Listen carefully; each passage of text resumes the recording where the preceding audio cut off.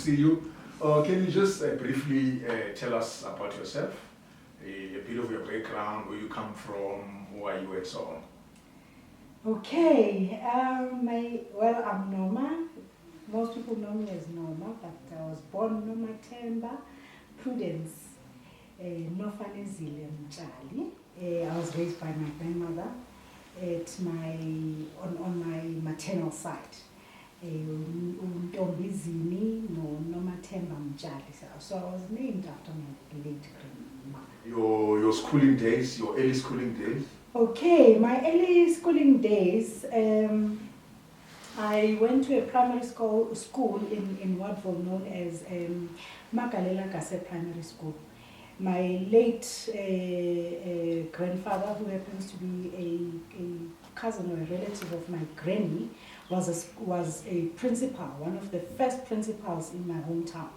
So my primary school was actually named after him. High school, I went to a high school in my hometown known as Etwatwa, a secondary school, briefly though, for about a year or two. Then I went to a private school known as Centurion High School in town, CBD, Johannesburg. That's where I completed my matric. So at age 21, 22, I went back to tertiary. I got an opportunity to go and study in the United States. So I registered for a degree at a community college known as Northampton Community College in Pennsylvania in the United States. I lived in a small town called Bethlehem County. So I did my studies there.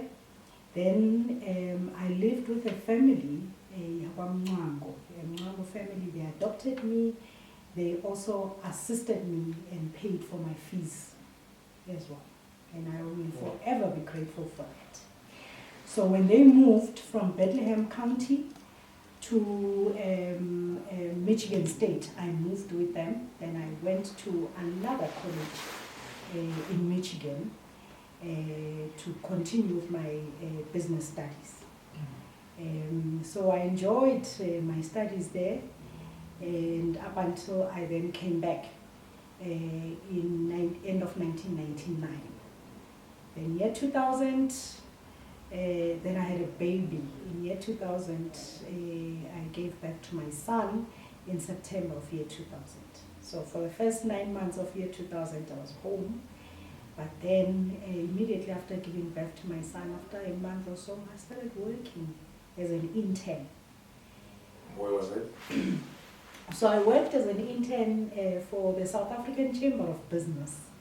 Their offices were in Rosebank on Steady Avenue. So I worked there as an intern for about a year or two. Up until then, I got an opportunity to work for the Liberty Group. So I was recruited there. I worked for the Liberty Group for about a year. From Liberty Life, I then joined the city of Johannesburg. Do you still remember this? Yes, I was very young there in my teens, in my hometown. What was happening here? I used to enter beauty pageants. I did a little bit of modeling as a youngster at the age of 13, 14, 15. Oh. I did some modeling and I used to enter beauty pageants as a youngster. But, well, that was during the time I was still in my hometown, of course. I was appointed as Director Strategic Support in 2015 by the former Chief of Emergency Services, Mr. Tshepo Magolo. So then my role actually, as it stands now, is to provide a strategic support to the organization, ensure that our programs are actually there in our strategic document, and ensure that we receive the budgets that we require to actually conduct our programs, because without a budget and without a strategic vision as an organization, we will not be able to operate. So that is my role, and to ensure that I provide all the necessary support functions to the organization so that the organization can actually Tell us, that the fire service in general, it's a male-dominated industry. That's correct. Yeah, so what will be some of the challenges you face, as a woman who is in a leadership role in an organization like the fire service? Sure, there are a lot of challenges, Mr. Ndausi. Let me talk about my own experience. As I said, that when I came in, I was not a firefighter, and I didn't have the fire background. It was only after I joined the service where I realized that it's a male-dominated environment, number one. Number two, even some of the working tools and the uniform that we wear, in most cases the combat uniform, it's meant for a male, for males. So I found myself having to grapple to understand some of the things that are happening in the service. And I realized that as a senior manager, as I was battling to grapple with some of the things happening in the organization, I then realized that it means that the firefighters on the ground and some of my colleagues below me were experiencing the same challenges. But yes, it's a male-dominated environment. Even the working conditions, in most cases, they are conducive for males. Okay, it's only now that we are trying very hard to ensure that we integrate the service.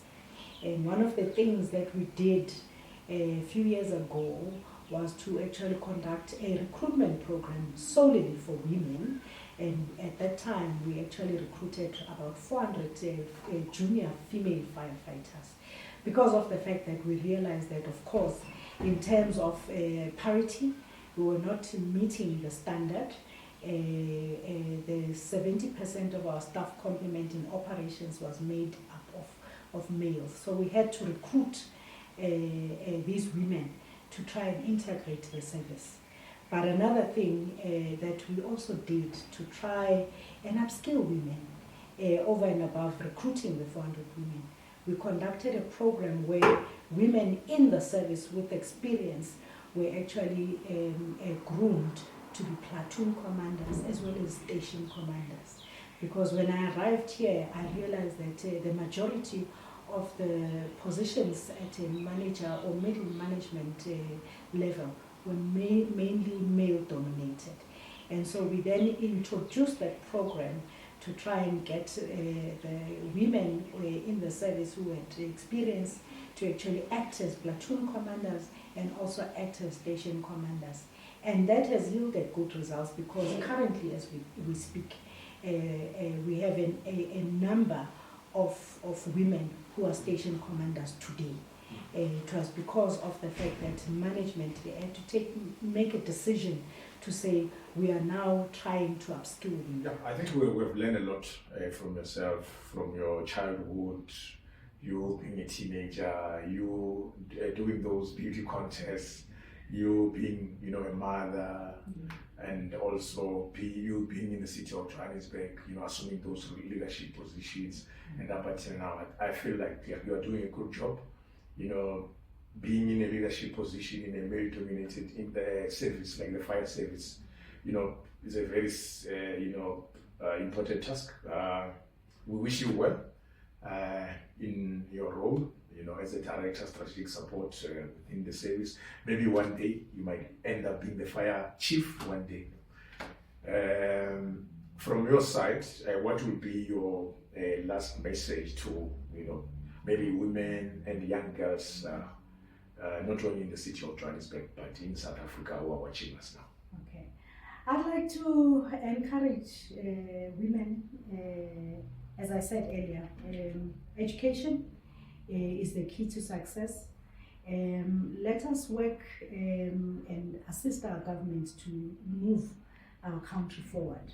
I feel that as a country and as black women, we have a major role to play to assist and move our country forward. And we can only do that if we have information and education to support us. Once you have that and you are focused as a person, let alone your background, you will make it. We have seen young women from Ulusikisiki in the Eastern Cape who actually travel all the way from Ulusikisiki to come to Joburg and attend school. And some of them are here with us in the fire service. They are firefighters. We have seen women from Wanongoma, right from the Bundus of Zululand in Mahlabathini. They come to the service to train, and some of them are actually working with us to manage the service. So when you go there or when you leave home to go and report for duty, pray.